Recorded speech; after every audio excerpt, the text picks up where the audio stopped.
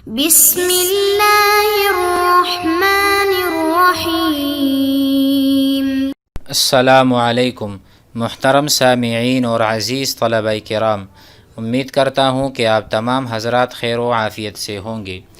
سبق نمبر 23 ہے، اس میں ہم مشق کرنا چاہتے ہیں جو کچھ ہم نے پڑھا ہے، یعنی سابقہ 2 لیکچروں میں۔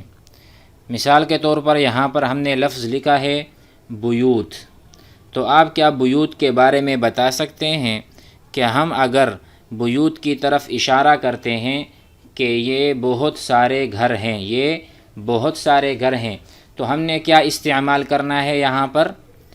ہاؤلائی یا ہازیہی، اس میں سے کسی ایک کا انتخاب کیجئے۔ جو ہم نے اصول بتائے تھے اس کو یاد کیجئے جو پچھلے سبق میں گزرے۔ تو یہاں پر کیا لگانا مناسب ہے؟ بیوت سے پہلے یہ بہت سارے گھر ہیں، ہاؤلائی لگائیں یا ہازیہی؟ ہم نے بتایا تھا کہ جب جمع کسی چیز کی جمع ہو، یعنی گھر بہت سارے گھر، قلم بہت سارے قلم، یعنی بے جان چیز کی جب بھی کوئی جمع ہوگی اس کی طرف ہم اشارہ کریں گے تو ہاؤلائی نہیں لگائیں گے، ہازیہی لگائیں گے۔ ہازیہی بیوت، ہازیہی بیوتن۔ دوسری کون سی مثال ہے اس میں؟ شوارع کے ساتھ کیا لگائیں گے؟ مساجد کے ساتھ کیا لگائیں گے؟ سوچیں، شوارع کس چیز کا نام ہے؟ شوارع جمع ہے شارع کی، شارع کہتے ہیں سڑک کو۔ کس کو؟ سڑک۔ اب سڑک کیا ہے؟ جاندار ہے بے جان؟ بے جان ہے، تو یہاں پر ہم ہازیہی کو لگا دیں گے۔ طالبات کے بارے میں سوچیں، طالبات جمع طالبتن، طالبہ جاندار ہے یا بے جان چیز کی جمع ہے؟ طالبتن کیا ہے؟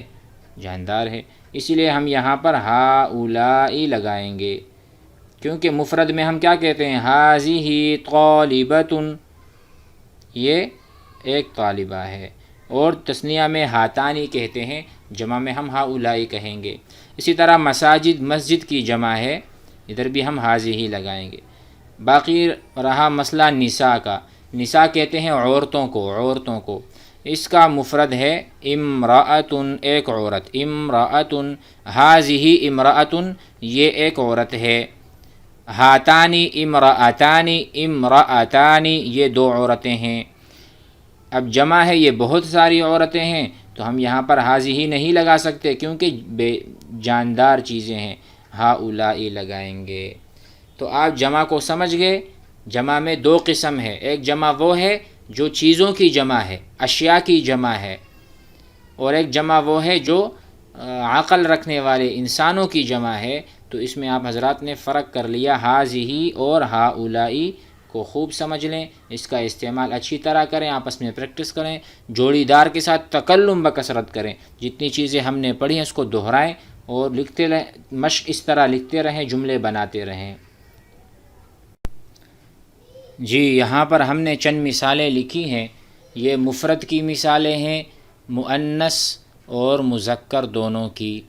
اب یہاں پر ہم سیکھنا چاہتے ہیں کہ اگر ہم کہیں یہ لڑکی ہے، یہ لڑکی ہے، تو ہم کیا لگائیں گے یہاں پر؟ آپ کو معلوم ہے، ہذا لگائیں گے یا ہازیہی؟ کیونکہ بنت تو مفرد ہے، بتائیں کیا لگائیں گے؟ ہازیہی کو لگائیں گے، ہازیہی بنتن، یہ لڑکی ہے، ٹھیک ہے۔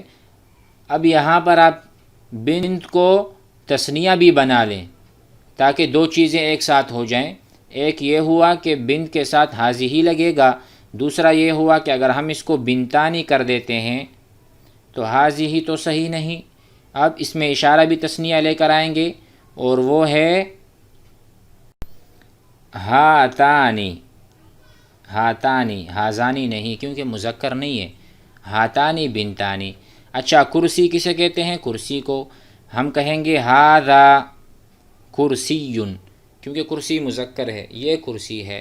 ہم اس کو تثنیہ بنا دیں، وہ اس طرح کہ پہلے کہیں کرسیانی، کرسیانی، اس یا کو بالکل سیدھا لکھیں، اس طرح کرسیانی، ٹھیک ہے۔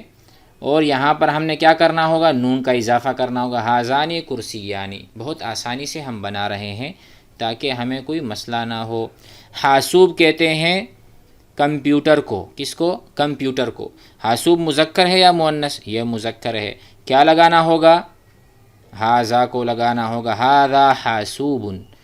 اور ہم تثنیہ بھی سیکھنا چاہتے ہیں تو الف لگا دیں اور نون لگا دیں، ٹھیک ہے؟ یہاں پر ہم لکھیں گے ہازانی، ہازانی حاسوبانی، یہ دو کمپیوٹر ہیں۔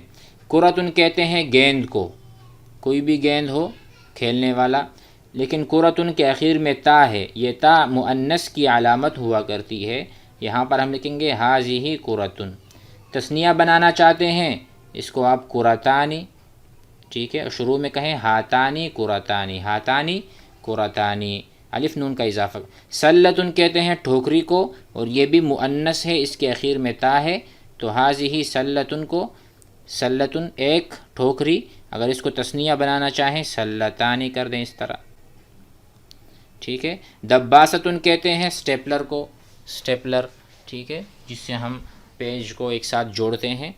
تو یہاں پر دباستن کے اخیر میں بھی آپ تا دیکھ رہے ہیں، علامت تانیث ہے، تو اس کو بھی ہم ہازیہ دباستن کہیں گے۔ اگر تثنیہ بنانا ہے دباستانی کر دیں۔ طاولتن کہتے ہیں میز کو، میز جس پر ہم کھانا کھاتے ہیں، میز ہو، ٹھیک ہے؟ تو طاولتن بھی مؤنث ہے، اخیر میں تا ہے، کیا لگائیں گے؟ آپ پڑھتے رہیں ساتھ میں، ہذہ طاولتن، ہذہ طاولتن۔ تثنیہ بنانا ہے ہاتانی طاولتانی کر دیں۔ اچھا، کوب کہتے ہیں جس سے ہم چائے پیتے ہیں، کوب سے ہم چائے پیتے ہیں یعنی پیالہ، تو پیالے کو کوب کہتے ہیں۔ اب کوب مذکر ہے اس لیے ہم یہاں پر ہازا لکھیں، ہازا کوبن، ٹھیک ہے؟ اس کی کوئی صفت آپ لکھ سکتے ہیں، وہ بعد میں ہم سیکھیں گے انشاءاللہ آہستہ آہستہ جب عربی آئے گی۔ مثلا ہازا کوبن صغیرن، یہ چھوٹا پیالہ ہے، ہازا کوبن کبیرن، یہ بڑا پیالہ ہے۔ انشاءاللہ آگے چلتے رہیں گے تو عربی ہمیں آتی رہے گی آہستہ آہستہ۔ زیت کہتے ہیں تیل کو، سرسوں کا تیل ہو گیا، کوئی بھی تیل ہو گیا۔ زیتن، زیت کیا ہے؟ مذکر ہے، ہذا زیتن، ٹھیک ہے؟ اس کو ہم اس طرح استعمال کریں۔ مندیل کہتے ہیں رومال کو، رومال ہم استعمال کرتے ہیں، رومال، ٹھیک ہے؟ تو رومال کو آپ یہاں پر ہذا مندیل کہہ سکتے ہیں۔ اگر تثنیہ بنانا ہے تو ہازانی مندیلانی، دیکھو ہازانی آ گیا، ہاتانی نہیں ہے، کیوں؟ کہ مندیل مذکر ہے اور تثنیہ میں ہم ہازانی لگاتے ہیں مذکر کے لیے، ہاتانی نہیں لگاتے۔ دراجتن ہم نے کچھ دیر پہلے کہا تھا کہ دراجتن کہتے ہیں موٹر سائیکل کو، دراجتن کیا کہیں گے؟ ہازیہ دراجتن۔ تثنیہ بنانا ہے تو ہم کہیں گے ہاتانی دراجتانی، یہ دو موٹر سائیکل ہیں، ٹھیک ہے؟ اس طرح ہم دراجتانی لکھتے ہیں۔ اور دراجات ہیں تو ہازیہ دراجات، ہاؤلائی دراجات نہیں، کیوں؟ بے جان چیز ہے۔ دراجات کہتے ہیں جمع، بہت ساری موٹر سائیکلیں ہیں۔ امید ہے اس سبق کو آپ حضرات سیکھ گئے ہوں گے۔ اس طرح کے مشق ہم وقتاً فوقتاً بناتے رہیں گے تاکہ پریکٹس ہو سکے۔ تمام لیکچرز ضرور دیکھیے گا شروع سے آخر تک، تاکہ ہمیں ہمارے اسباق اور اصول و قواعد عربی گرامر کے جو موٹے موٹے اصول ہیں وہ یاد ہوں۔ اور یاد رکھیے گا عربی ایسے نہیں آتی، عربی تکلم سے آتی ہے، بول چال سے آتی ہے، ماحول سے آتی ہے۔ ماحول آپ نے خود بنانا ہوگا، اس کے لیے کسی کو ساتھ لے لیں، گھر میں کسی کو بھی اس کے ساتھ پریکٹس کیا کریں، تکلم کیا کریں۔ اگلی لیکچر کے ساتھ ملیں گے۔ السلام علیکم ورحمۃ اللہ وبرکاتہ۔